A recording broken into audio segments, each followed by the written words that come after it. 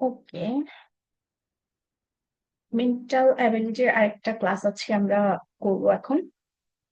বিষয়টা হচ্ছে মেন্টাল অ্যাবিলিটির আসলে অনেক অনেক টপিক, এটার কোনো টপিক ধরে ধরে করাতে গেলে মানে সেইভাবে আসলে হয় না। তো এত বেশি টাইপের মানে ভ্যারাইটিস জিনিসপত্র এখানে আছে। এবং মেন্টাল অ্যাবিলিটির আসলে সিলেবাস এরকম কিছু নাই, যে কোনো জায়গা থেকেই আসতে পারে, আপনারা আগে পরে প্রশ্ন দেখলে বুঝতে পারবেন। এখানে আমি আগে আপনাদেরকে ক্লাসে বলেছিলাম যে বানান টানান থেকে শুরু করে সবকিছুই মেন্টাল অ্যাবিলিটির মধ্যে কিন্তু চাইলে দিয়ে দিতে পারে। ছবি টবি দিয়ে দিতে পারে বা মানে যে কোনো কিছু দিতে পারে এখানে। তো এই জায়গাটাতে আমরা এই জন্য একটু মানে ভ্যারাইটিস জিনিসগুলাই শিখবো। তো দেখেন এখানে আমরা একটা টাইপের ম্যাথ প্রায়ই আসে মেন্টাল অ্যাবিলিটিতে, সেটা হচ্ছে আপনার এই যে একটা লিভার দেয়া থাকে, এই যে মাঝখানের পয়েন্টটাতে হচ্ছে, এই যে মাঝখানের পয়েন্টটা হচ্ছে মানে ভার, ভার কেন্দ্রটা মানে ভারটা পুরো এখানে থাকবে। এবং দুই পাশে দেখেন সমান ভাবে একটা বার দেখা যাচ্ছে। এই বারটা এক সাইডে বেশি এক সাইডে কম হতে পারে, বা অনেক সময় সমানও হতে পারে। বারটা যদি সমান হয় তাহলে দুই সাইডে সমান সমান ভর বসাতে হবে, তাহলে এটা ব্যালেন্স থাকবে। যদি এই পাশের যে এই যে বারের যে দৈর্ঘ্যটা দেখা যাচ্ছে এবং এই পাশের দৈর্ঘ্যটা যদি সমান হয়, আর যদি তা না হয়, যেমনটা এই ম্যাথের ক্ষেত্রে দেখা যাচ্ছে যে এখানে হচ্ছে সমান আহ সমান সমান বলে নাই নাকি বলছে দেখি একটু। লিভারের ভারসাম্য ঠিক রাখতে প্রশ্নবোধক স্থানে কত পাউন্ড স্থাপন করতে হবে। ওকে, তো দেখেন এইখানে জায়গাটা সমান বলছে, মানে এইটুকু আর এইটুকু সমান। এটা অনেক অঙ্কের সমান নাও থাকতে পারে, কিন্তু এখানে সমান বলছে। দুই পাশে হাতলের দৈর্ঘ্য হচ্ছে সমান। ওই যে বাচ্চারা স্লিপার খেলে না, যেরকম যে এই সাইডে একটা বাচ্চা বসলো, এই সাইডে আরেকটা বাচ্চা বসলো, তখন এক সাইডের বাচ্চার যদি ওজন বেশি হয় তখন সেই দিকটাই শুধু নেমে যেতে থাকে, আর বাচ্চাদের ওয়েট যদি মোটামুটি কাছাকাছি হয় তাহলে তারা বেশ ভালো একটা দোল খাইতে পারে। তো এখানে দেখেন দূরত্বটা যেহেতু সমান, তাহলে আমাকে বুঝতে হবে যে টোটাল মিলে আমার মানে দুই পাশে সেম ভরটা হতে হবে। সেটা কিভাবে সম্ভব আমরা একটু দেখি। দেখেন এই যে এই পাশে রাখছে হচ্ছে 20 পাউন্ড, এলবি দিয়ে পাউন্ড বোঝাচ্ছে। আর এই পাশে রাখছে হচ্ছে আপনার 30 পাউন্ড। একটু এটা নিচে নামতেছে না কেন?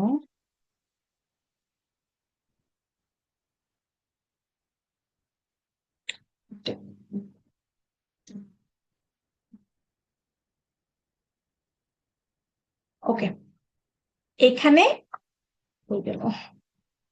আচ্ছা যাই হোক, কোয়েশ্চেনটার মধ্যে যে জিনিসটা বলেনি সেটা আমরা একটু এখানে বলে দিচ্ছি, যে এই সাইডটাতে আর এই সাইডটা দুই জায়গায় দূরত্ব সমান বলা হয়েছে। তো দূরত্ব হচ্ছে এটা 10 আর এটা হচ্ছে 5, এই ছোটটুকু।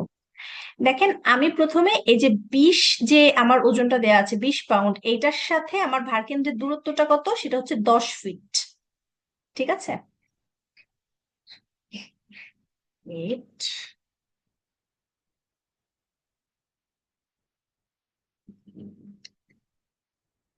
এই দূরত্বটা আমার হচ্ছে 10 ফিট আর এটা হচ্ছে 5 ফিট। কোশ্চেনটা বোধহয় পুরোপুরি এখানে তোলা নাই, যাই হোক আমরা দেখাই দিচ্ছি, সমস্যা নাই। আর এই পাশে দূরত্বটা হচ্ছে 10 ফিট। এবার আমাকে ভারসাম্য যদি আমি চাই, তাহলে এই পাশে টোটাল ওয়েট কত হচ্ছে সেটা আমাকে দেখতে হবে। 20 পাউন্ড দূরত্ব মানে 20 পাউন্ড ওজনটা আছে হচ্ছে আমার 10 মিটার দূরত্বে বা 10 ফিট দূরত্বে। তাহলে এটা আমি গুণ দিব, 20 গুণ 10 যা হবে তার সাথে যোগ দিতে হবে হচ্ছে 30 গুণ 5, গুণ 5। এই টোটাল যা ওয়েট হবে আমাকে এইখানে এই 10 ফিট দূরত্বে, সেই ওয়েটটা আমাকে বসাতে হবে, মানে 10 দিয়ে গুণ করলে যাতে সেম জিনিসটা আসে। তাহলে দেখেন এখানে আমার কত হলো, 200, আর এখানে 3 5 15, 350 হয়েছে না? তো আমাকে এইখানে এই 10-এর সাথে কোন সংখ্যা গুণ করলে আমার 350 হয় সেইটা আমাকে এই জায়গায় বসাতে হবে। তাহলে 10-এর সাথে কাকে গুণ করলে 350 হবে, 35-কে। তাহলে এখানে আমার বসাতে হবে টোটাল 35 পাউন্ড ওজন। এইটা হচ্ছে মানে এই ধরনের ম্যাথ সলভ করার উপায় আর কি। ওকে, আমি নোট করাটা একটু ডিফিকাল্ট হয়ে যাচ্ছে যদিও।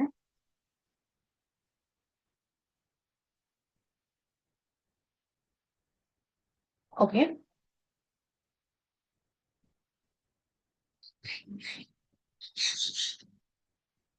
তো আমরা দেখতেছিলাম, কি দেখতেছিলাম, এই যে যে ম্যাথটা আমি মাত্র আপনাদেরকে করে দেখালাম, এখানে আরেকটু ব্যাখ্যা করে করা আছে, আপনারা জাস্ট এখান থেকে দেখে নিবেন।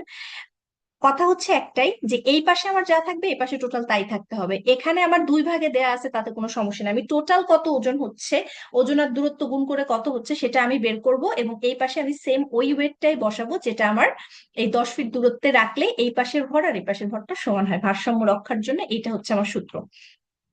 দুইটা দেখালাম, এই টাইপের ম্যাথ হচ্ছে আসে মাঝে মধ্যে, সেই জন্যই দেখানো। পরেরটা বেশি ইজি, আরো ইজি। ভারসাম্য রক্ষা করতে আমাকে এখানে কত বসে দেবে, এখানে আর দুই ভাগে দুই ভাগে কিছু রাখে নাই। এখানে দেখাচ্ছে এই সাইডে আছে হচ্ছে আমার 7 মিটার, আর এই পাশে আছে 5 মিটার দূরত্বে, তাহলে অবশ্যই এইটাকে আমি গুণ দিয়ে যা পাবো এই পাশে আমার সেটা বানাইতে হবে। তো 7 দিয়ে 100-কে গুণ করলে কত হয়, 700। আর এই পাশে আমার 5 দিয়ে আমি কাকে গুণ করলে 700 হয় সেটা আমাকে দেখতে হবে। ঠিক তো? তো সেম ভাবে আমরা এই ম্যাথটা করতে পারি। এই যে 100 আর 7 গুণ হয়েছে 700, এবার 5-এর সাথে ধরলাম এক্স গুণ করলে 700 হয়। So আমরা দুইটাকে ইজি মানে সমান করতে চাই, সো আমাকে এই পাশে ভর বসাইতে হবে কত, 700/5 করলে 140 কেজি আসে। এটা হচ্ছে আমাদের মোটামুটি এইটাই আমাদের হলো সূত্র। এটা আপনারা দেখলেই বুঝতে পারবেন। এই ধরনের ম্যাথ খুব একটা কঠিন আসে না, যদি দু একটা আসে পরীক্ষাতে আপনারা যাতে পারেন সেই জন্যই দেখানো। এইখানে একটা খুব গুরুত্বপূর্ণ জিনিস আমি রাখছি, সেটা হচ্ছে আয়নায় প্রতিবিম্ব কেমন হয়। মনে করেন আমরা সবাই জানি যে আমরা যখন আয়নাতে একটা জিনিস দেখি, কোনো লেখা বা কিছু, আপনি দেখবেন আয়নায় পড়তে কষ্ট হয়, কারণ লেফট সাইডটা রাইট সাইডে চলে আসে, মানে দিকটা চেঞ্জ হয়ে যায়, বাম দিক ডান দিক উল্টে যায় আর কি আয়নায় যখন আপনি দেখেন সবকিছু।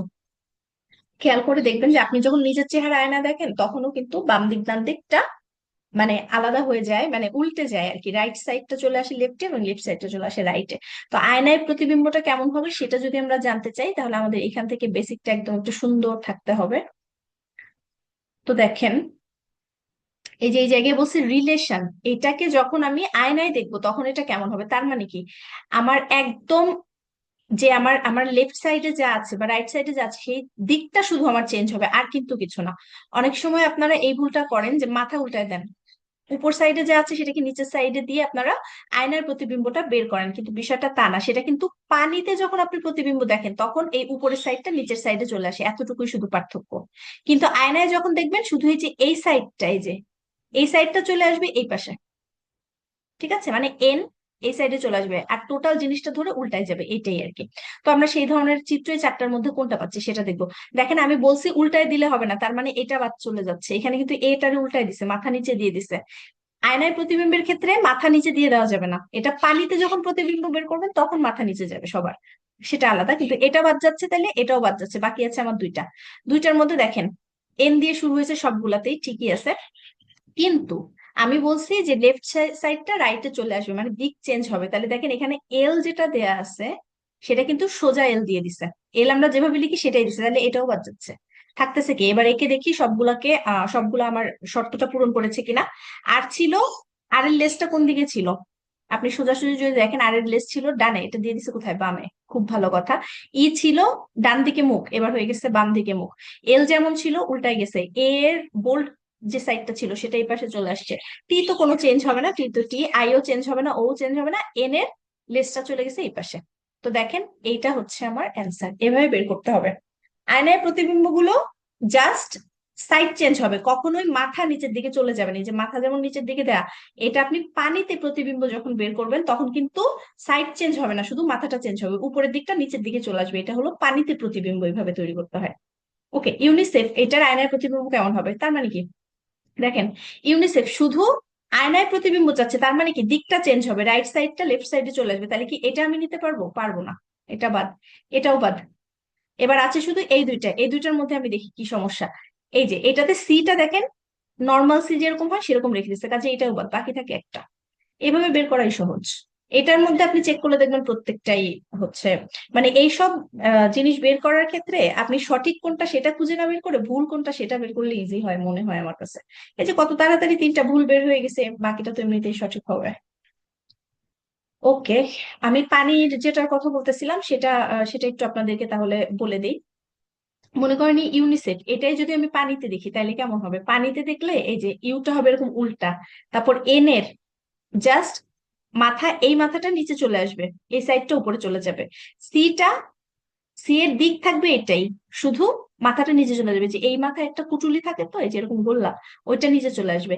ইটা দেখতে একই রকম থাকবে, শুধু মানে মাথাটা নিচে চলে যাবে, কাজে ই এর চেঞ্জ ওরকম হবে না। এফটাও এই যে এফটা এখানে যেরকম লিখছে এরকম মাথাটা নিচে চলে আসবে, লেজটা যাবে উপরে, সবগুলা এরকমই হবে। এটা হচ্ছে পানিতে প্রতিবিম্ব, ঠিক আছে? পানিতে প্রতিবিম্বের ক্ষেত্রে কখনোই দিক চেঞ্জ হবে না। পানিতে প্রতিবিম্ব আমি এটা সঠিক বলতে পারতাম, বলতে পারতেছি না, কারণ এখানে সিটা, এই দেখেন, সি এর মাথা এরা চেঞ্জ করে দিছে, এইদিকে দিয়ে দিছে, তা হবে না। সি এর মাথা যেদিকে ছিল সেদিকেই থাকবে, কিন্তু জাস্ট এই যে এই সাইডটা নিচে চলে আসবে। এটা হলো পানিতে প্রতিবিম্ব। এখানে আয়নারটা দেখানো আছে, পানিরটা আমি মুখে বলে দিলাম। মানে পানিতে যদি আমরা এর প্রতিবিম্ব দেখি সেটা হবে এরকম, ঠিক আছে? পানিতে যদি ইউ এর প্রতিবিম্ব দেখি সেটা হবে এরকম। মানে শুধু মাথাটা নিচে চলে আসবে। কাজেই আপনারা এটা খুব সতর্কভাবে খেয়াল করবেন। আয়নায় শুধু দিক চেঞ্জ হবে, লেফট রাইট চেঞ্জ হবে, আর পানিতে আপ ডাউন, উপরেরটা নিচে চলে আসবে, এইভাবে চেঞ্জ হবে। ওকে,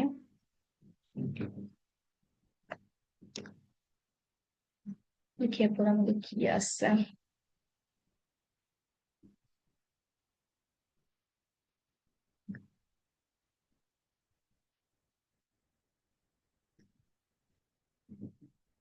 নিচে একটা কোশ্চেন দিচ্ছে, কোনটির আয়নায় প্রতিবিম্ব একই থাকবে? আয়নায় প্রতিবিম্ব একই থাকবে এই ধরনের জিনিসের যাদের আসলে সাইড দিয়ে, মানে সাইড দিয়ে দেখলেও যেমন, মানে লেফট সাইডেও যেমন রাইট সাইডেও তেমন, যাদের আসলে কোনো মানে চেঞ্জ হয় না সাইড চেঞ্জ করে দিলে। যেমন এখানে পি আছে, পি কে যদি আমি আয়নায় দেখি তাহলে পি এর মাথাটা তো এই লেফট সাইডে চলে আসবে, তাহলে এটা আমার বাদ।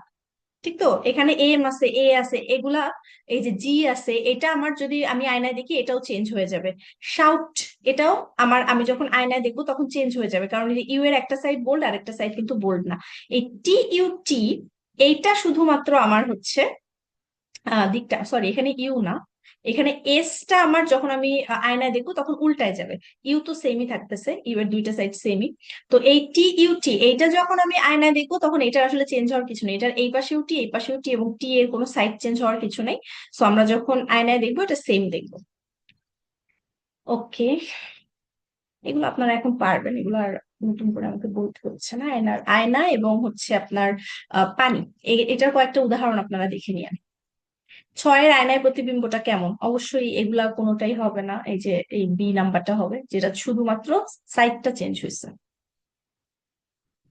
আবার একটা আয়নায় দেখলে কার কোনো পরিবর্তন হবে না, কার পরিবর্তন হবে না এখান থেকে আপনারা ভালোই বুঝতে পারতেছেন। এখানে এস এর পরিবর্তন হবে, এখানে এন এর পরিবর্তন হবে, এখানে হচ্ছে পি এর পরিবর্তন হবে, এখানে শুধু ও টি টি ও, এটার পরিবর্তন হবে না। তো আয়নায় কি কি বিষয়টা আপনারা দেখতে পারবেন। এখানে একটা সূত্র দেয়া আছে, আমি এটা একটু আপনাদেরকে ব্যাখ্যা করে দিব। আহ এখানে যে কয়েকটা আমার কাছে, যে কয়েকটা টাইপের ম্যাথ মনে হয়েছে যে আসার মতো, সেই কয়টাই আমি আজকে রাখছি ক্লাসে। এবং আরো আমি অ্যানালাইসিস করবো না, যে আরো কি কি ম্যাথ গুলো আসে সেগুলো আপনাদেরকে দেখাবো, কি ধরনের ম্যাথ আসলে। মেন্টাল অ্যাবিলিটিতে আমি আগেই আপনাদেরকে বললাম যে খুবই, মেন্টাল অ্যাবিলিটিতে হচ্ছে খুব একটা মানে কোনো ধরাবাঁধা নিয়ম নেই, কই থেকে প্রশ্ন আসবে, বানান টানান থেকে শুরু করে এভরিথিং আসে, ম্যাথের প্রবলেমও চলে আসে এই ইয়ার মধ্যে, মেন্টাল অ্যাবিলিটির মধ্যে। তো এখানে দেখেন এই যে ঘড়ির মিনিটের কাঁটা এবং ঘন্টার কাঁটার মধ্যবর্তী কোণ কত। এখানে একটা সূত্র যদিও দেয়া আছে, তবে আমি সূত্র কখনো ব্যবহার করি না। সূত্রটাও আমি দেখাচ্ছি আপনাদেরকে, কিন্তু সূত্র ছাড়াও এটা পারা যায়, এবং আমি সাধারণত ওইভাবেই মানে বাইর করি আর কি। মনে করেন এই যে একটা ঘড়ি, ঠিক আছে? এই এখানে হচ্ছে আপনার 12, এখানে হচ্ছে 6, আমি লিখেই ফেলি, এখানে 12, এখানে 6, এখানে 3, এখানে হচ্ছে 9, এই একটা ঘড়ি। এখন মনে করেন এই যে দুইটা কাটা, এদের মধ্যে কোণের পার্থক্য কত? এখানে 90 ডিগ্রি, যদি পুরাটা হয় 90 ডিগ্রি, তাহলে 12 আর 3-এর মধ্যে সংখ্যা আছে কটা? 12, 1, 2, 3। তার মানে 1, 2, 3 ঘরের জন্য 90 ডিগ্রি পাচ্ছি, তাইলে 12 থেকে 1 এইটুকের জন্য আমি পাবো হচ্ছে 30 ডিগ্রি, পরের টুকুর জন্য পাবো 30 ডিগ্রি, এভাবে আর কি। মানে আপনি যদি মিনিটের কাটা হিসাব করেন 5 মিনিটের জন্য আপনি পাবেন 30 ডিগ্রি, ঘন্টার কাটা যদি হিসাব করেন 1 ঘন্টার জন্য আপনি পাবেন 30 ডিগ্রি। তো এইভাবে করে আসলে হিসাব করা যায়। 4টা 20 মিনিটে একটা ঘড়ির মিনিটের কাটা ও ঘন্টার কাটার মধ্যে পার্থক্য, মানে মধ্যবর্তী কোণটা কত সেটা আমরা জানতে চাই। যদি সূত্র ব্যবহার না করি তাইলে কিভাবে পারবো? 4টা 20-এ কাটা কই থাকে দেখি। মনে করেন এই যে আরেকটা ঘড়ি, 4টা 20 বাজে, তার মানে 4টার দিকে এই দিকে থাকবে আমার ঘন্টার কাটা, আর 4টা 20, 4টা 20 মানে কি, ওই আমার যে মিনিটের কাটা সেটাও 4-এর দিকেই থাকে, এবং মিনিটের কাটাটা 4-এর দিকে আসতে আসতে আমার ঘন্টার কাটাটা সামান্য একটু সরে যায়, তাই না? খুবই সামান্য একটু সরে যায়। তো সেইটা আসলে কত, এটা আমরা জানতে চাচ্ছি। তো আমি, দেখেন, এই জায়গায় হচ্ছে আমি সূত্র যদি ব্যবহার নাও করি, এই 20 মিনিটের জন্য কতটুকু আমার ডিফারেন্স হয় সেটা কিন্তু আমরা এইখান থেকে বের করতে পারবো। আমি বলছি যে আমার হচ্ছে এই যে 5 মিনিটের জন্য পার্থক্য হয়েছিল কত, 30 ডিগ্রি, ঠিক তো? মানে এইখান থেকে এতটুকু সরলে, তো এখানে এদের মধ্যে পার্থক্য কত, অতটুকু। ওই 30 ডিগ্রি পার্থক্য তো হবে না অবভিয়াসলি, মানে খুবই সামান্য একটা পার্থক্য না, 4টা 20। যখন ঘন্টার কাঁটাটা 4-এর দিকে অলরেডি আছে এবং মিনিটের কাঁটাটাও 4-এর দিকে নেমে আসছে, মিনিটের কাঁটাটা 4-এর দিকে আসতে আসতে ঘন্টার কাঁটাটা সামান্য একটু সরে গেছে, সেটুকু আমরা হিসাব করতে চাচ্ছি, খুবই সূক্ষ্ম একটা হিসাব।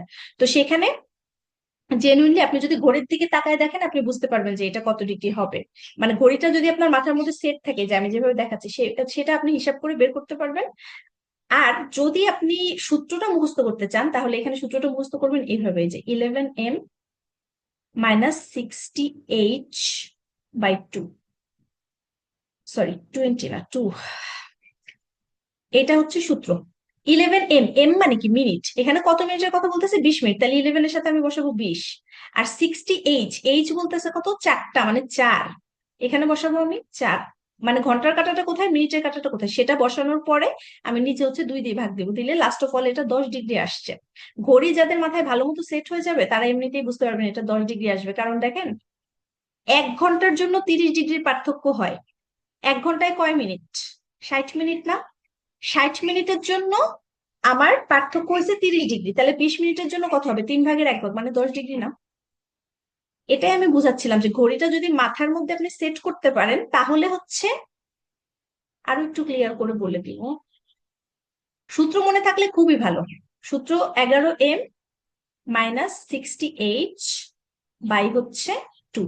এই সূত্র যদি মনে থাকে খুবই ভালো, এম এর জায়গায় মিনিট বসাই দিবেন, এইচ এর জায়গায় ঘন্টার কাটা কই আছে এটা বসাই দিবেন, আর 2 দিয়ে ভাগ করবেন। এটা মনে থাকলে খুবই ভালো। কিন্তু যখন আমরা ঘড়িটা মাথার মধ্যে সেট করতেছি, দেখেন 4 যদি এখানে হয় তাহলে আমার ঘন্টার কাটাটা কই, 4-এর থেকে একটু সরে যাবে 20 মিনিটের জন্য, এবং 4টা 20-এ ঠিক মিনিটের কাটাটা 4-এর দিকে। এবার এইটুকু কত, এইটুকু আমার হিসাব করতে হবে। তো আমি আগেই বলছি আপনাদেরকে, এখানে যদি আমার ঘন্টার কাটা এই 12 থেকে 1-এ চলে আসে, তখন আমার পার্থক্য হয় 30 ডিগ্রি। তাহলে 60 মিনিটের জন্য আমার পার্থক্য হয়েছিল হলো 30 ডিগ্রি, তাহলে 20 মিনিটের জন্য আমার পার্থক্য হবে কত, 60কে আমি 3 দিয়ে ভাগ করলে 20 পাই না? তাহলে ওখানে আমার 30 ডিগ্রি, এটাকে আমি 3 দিয়ে ভাগ করলে পেয়ে যাবো হচ্ছে 10 ডিগ্রি, এটা হবে অ্যান্সার। তো মাথা থেকে বের করাটা আপনাদের কষ্ট হইতে পারে, তো সূত্র মুখস্থ করা ইজি লাগলে সেটা করবেন, যার কাছে যেটা ইজি লাগবে সেটাই করবেন। এখানে কোনো মানে প্রবলেম কিছু নেই, যেটা আপনার ইচ্ছা সেটাই করতে পারেন। ওকে, এখানেও আরেকটা ম্যাথ দেখা যাচ্ছে। 4টা থেকে 6টার মধ্যে কোনো সময় ঘড়ির কাঁটা একই সরলরেখায় থাকবে কিন্তু একসাথে থাকবে না। 4টা থেকে 6টার মধ্যে কোন সময় ঘড়ির কাঁটা একই সরল রেখায় থাকবে কিন্তু একসাথে থাকবে না, এটা একটু মাথার মধ্যে আনেন, মানে চিন্তা করেন আর কি ঘড়ির বিষয়টা। মানে আহ আপনি হচ্ছে ঘড়ির বিষয়টা যখন মাথায় আনবেন, এরা বলতে চাচ্ছে যে একটা সরল রেখায় থাকবে, তো সরল রেখায় যখন থাকে তখন একটা, আমি লিখে দেখাই, সরলরেখায় থাকা মানে কি 120 ডিগ্রি কোণে থাকা না, মানে এভাবে সোজা হয়ে থাকা, এভাবে থাকা, মানে মিনিটের কাঁটা ঘন্টার কাঁটা এভাবে থাকবে, 180 ডিগ্রি কোণ করে থাকবে কি, এক সরল কোণ। তো দেখেন, একটু চিন্তা করেন, 4টা যখন 55 মিনিট, মানে আপনি মনে করেন এটা অ্যান্সার দেখতে পাচ্ছেন না, হ্যাঁ, এমনিই চিন্তা করেন 4টা 55-তে কেমন থাকে ঘড়ির কাঁটাটা, মানে 5টা, এই যে একটা ঘড়ি যদি আমি আঁকাই, 4টা 55 মানে কি অলমোস্ট 5টা না? তার মানে মিনিটের কাঁটাটা তখন কই আছে, এই 5-এর দিকে আছে, সরি মানে 11-এর দিকে আছে, 12-তে যাবে সে, 55 তো বাজে, এবং এই ঘন্টার কাঁটাটা একদম 5-এর দিকেই, প্রায় 5 মিনিট বাকি আছে তার যাইতে, এটা কি মোটামুটি এক সরল কোণ তৈরি হয়েছে না? এটা চোখে দেখলেও বোঝা যায়, আমি জাস্ট বলতে চাচ্ছি আর কি। 4টা 50-এর থেকে 4টা 55 বেশি অ্যাপ্রোপ্রিয়েট না? মানে 50 যখন থাকবে তখন তো কাঁটাটা 10-এর দিকে থাকবে, তখন কি এটা 180 ডিগ্রি কোণ তৈরি করে, করে না? তো ঘড়ি যাদের মাথার মধ্যে ভালো মতো সেট থাকবে তারা এসব ভালো অ্যান্সার করতে পারবেন। এই সূত্র দিয়েও করা যায়, সূত্র দিয়েও বলতেছি, বাট ঘড়িটা আগে একটু দেখেন, মাথায় আনার চেষ্টা করেন, তাহলে ইজিলি পারবেন। তো দেখেন, 4টা 55 মানে ঘন্টার কাঁটা আছে 5-এর দিকে তখন প্রায়, এবং মিনিটের কাঁটাটা আছে এই 11-এর দিকে, মানে 55, আর 5 মিনিট পরে সে এই 12-এর দিকে যাবে, তখন একদম 180 ডিগ্রি কাছাকাছি কোণ উৎপন্ন হয়। এখানে দেখেন কাছাকাছি দিছে, এই চিহ্নটা মানে কাছাকাছি, 182 আসছে না, 180 ধরা গেছে প্রায়, ঠিক আছে। একই সরল রেখায় থাকবে সেটা বলা হচ্ছে। তো যাই হোক, এখানে আমরা দেখেন কি দিয়ে বের করতে পারি।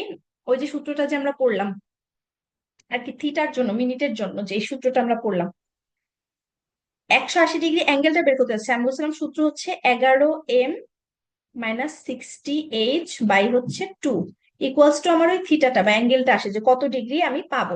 তো আমি পেয়ে গেছি অলরেডি 180 ডিগ্রি। এবার সবাইকে এই সাইডে নিয়ে আসতে হবে, তাই না? এই টোটাল জিনিসটাকে আমি এই সাইডে নিয়ে আসবো, এসে ক্যালকুলেশন করলে যা আসবে তাই। সূত্র কিন্তু ওই সেম সূত্রটাই, ওই যে 11m বাই হচ্ছে আপনার 60h, ওই সূত্র।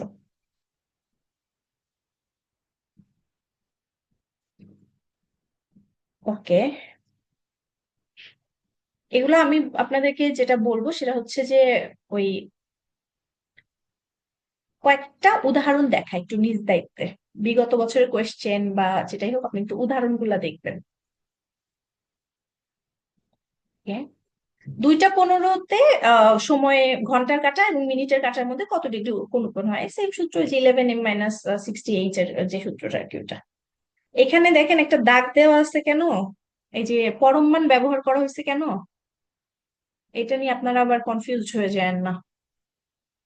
পরম মানের কাহিনীটা আমি আপনাদেরকে বলি। এখানে এই যে দুটো সোজা সোজা দাগ দেখা যাচ্ছে না, তার মানে এই এই জিনিসটার মধ্যে যদি মাইনাসও আসে, সেটার অ্যান্সারটা আপনি পজিটিভই নিবেন। মানে এর ভিতরে যদি মাইনাস আসে, কাজে আপনি এটাকে আগে লিখতে পারেন, এটাকে পরে লিখতে পারেন, কোনো সমস্যা নেই।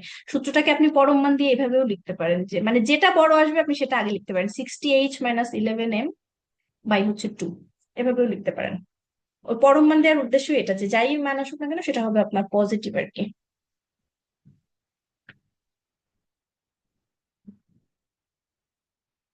ওকে,